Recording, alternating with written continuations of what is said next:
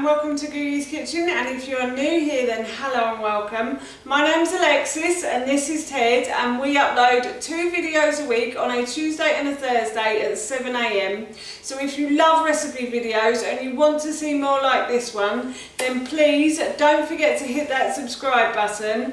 And now I'm going to share with you how to make my delicious chocolate lavender biscuits. As I just mentioned, today we are going to make some chocolate lavender biscuits. Now these are really easy to do and they are delicious. They make a brilliant snack, or they make a really nice after dinner treat too. And they're also great for children. Lavender is a very de-stressing herb, I want to say. So it's really good for you, and it's really good to put in food as well. It sounds a bit weird, but these are really tasty, I promise you, and very calming biscuits as well. So we're going to make these as a little treat today, and while we were making them, we thought we'd share the recipe with you. So here is how to make our delicious chocolate lavender biscuits. The first thing we're going to do is we are going to blend our dry ingredients to make them into a flour. So Ted is going to pour 200 grams of gluten-free oats into the blender. Don't worry about that. Spilled 200 grams. Yeah. Right. And then he's going to put 50 grams of raw cacao powder, or you could use cocoa powder if you wanted to as well. And then he's got about 100 grams of ground almonds. And then we are also going to add in 100 grams of brown rice flour as well. It doesn't look brown to me. Well, rice flour then. And then you're going to add in 2 teaspoons of baking powder too. 1, 2, lovely. And then you're going to add in a teaspoon of cinnamon. You can't get the spoon in that, sweetheart. You're going to need to pour it on. Do you want Mummy to do it? And then you put it in. Oh, there you go. Me. Okay, lovely. And then we're also going to put about 4 sprigs of lavender into this mixture as well, and it will blend it up so you won't know it's in there. And then we're going to put the lid on and we're going to blend all of these ingredients together. Smoothie, sweetie.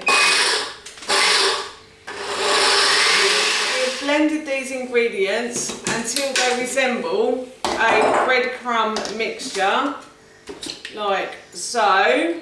So now we're going to pour these into our mixing bowl. Yum. Like so.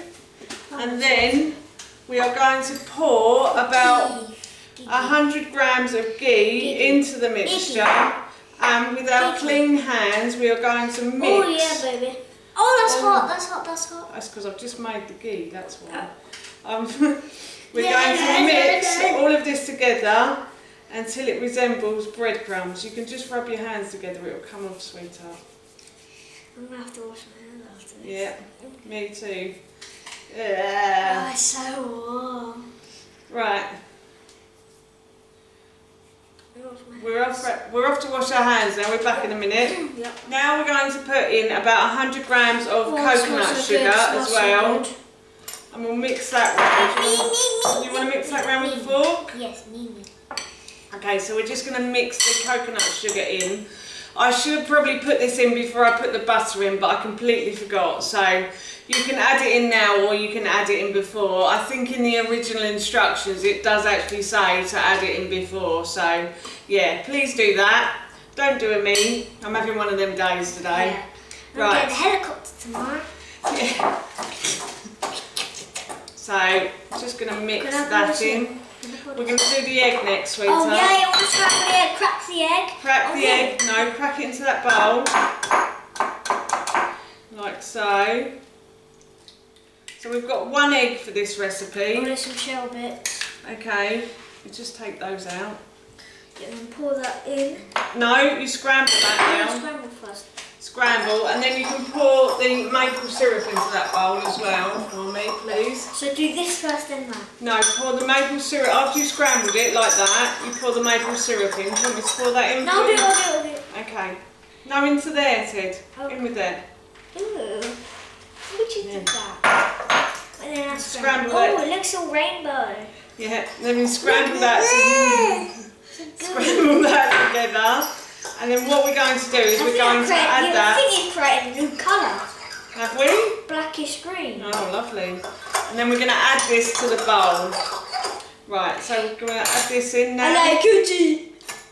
And we'll mix this in together. It's like rainbow. Like so. And then hopefully this will form a really nice dough ball in a minute.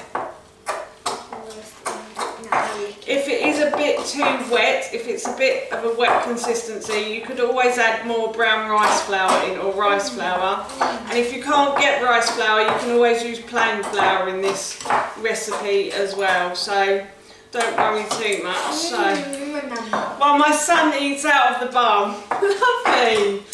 Right. So that's formed a really nice dough ball. So now what we're going to do is we're going to roll this out into the biscuits. Our dough is ready, and what we are going to do is we are going to just put some flour onto a board, and then we're going to grab a piece of the biscuit dough and we are going to roll it out.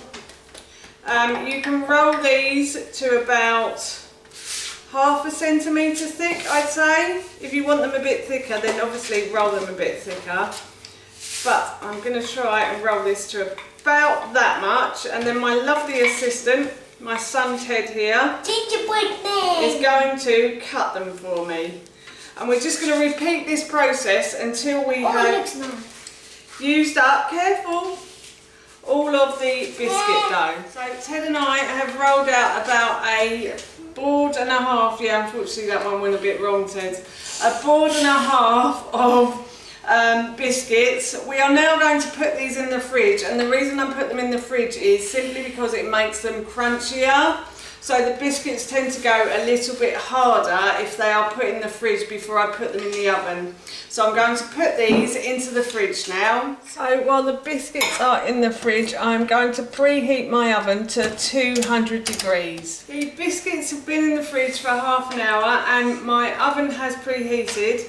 So what we're going to do is we are going to transfer, careful because these are hot, okay?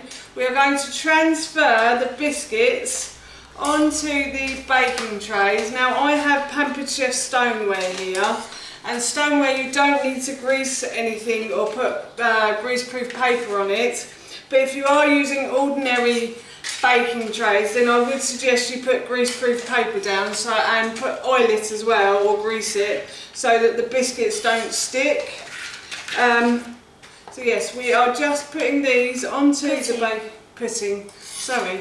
putting these onto the baking tray, and then we are going to cook these in the oven for about 15 to 20 minutes, I'd say. The ones on the top generally tend to do better in my oven than the ones on the bottom, than the tray on the bottom. Stop putting on that one, sweetheart, that's it. So yes, and as I mentioned, I'm using Pampered Chef stoneware, and Pampered Chef stoneware, stoneware kind of absorbs all the badness from the food and just leaves the goodness, so these biscuits will be very healthy once we've cooked them. So yes, we're just going to continue to do this now. The biscuits have been transferred to the baking trays, and as I mentioned earlier, I'm going to put these into the oven now for about 15 to 20 minutes. So these biscuits are a lovely golden brown colour, so what I'm going to do is I'm going to take these out of the oven and I'm going to put them on a cooling rack, and I'm going to leave them to cool for a while. So that's how we've made our chocolate lavender biscuits, and we've left these to cool on the cooling rack. We're going to put them in a glass jar soon, and then we are going to eat them. They smell so yummy. I cannot. Ted's already had some, but they smell so yummy, I can't wait to try one. How were they? Were they good? Excellent. So yes, if you want the recipe, I will link it in the description box below for you. But for now, that's it from us. Thank you so much for watching. Please feel free to give me a big thumbs up if you enjoyed this video, and please feel free to leave any comments below. And please don't forget to hit that subscribe button. See you soon. Bye.